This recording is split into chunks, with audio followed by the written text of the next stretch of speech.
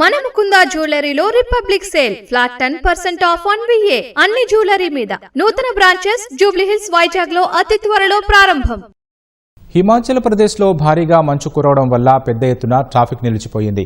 పశ్చిమ హిమాలయన్ ప్రాంతంలో గత 48 గంటలుగా విపరీతంగా మంచు కురుస్తోంది. ఫలితంగా హిమాచల్ ప్రదేశ్, ఉత్తరాఖండ్, కశ్మీర్ ప్రాంతాల్లో జాతీయ రహదారులపై వేలాది వాహనాలు ఎక్కడికక్కడే నిలిచిపోయాయి. మనాలి సమీపంలో 15 కిలోమీటర్ల మేర ట్రాఫిక్ జామ్ అయ్యింది. ఫలితంగా వందలాది మంది పర్యాటకులు ట్రాఫిక్లో చిక్కుకుపోయారు. గణతంత్ర దినోత్సవాన్ని దృష్టిలో పెట్టుకుని వరుస సెలవులు రావడం వల్ల పర్యాటక ప్రాంతాలైన సిమ్లా, మనాలికి ట్రాఫిక్ భారీగా పెరిగిందని అధికారులు తెలిపారు.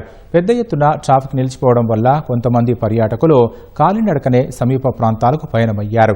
మరోవైపు జేసీబీలు, ప్రొక్లైనర్ల సాయంతో రహదారులపై పేరుకుపోయిన మంచును తొలగించేందుకు సహాయ సిబ్బంది తీవ్రంగా శ్రమిస్తున్నారు.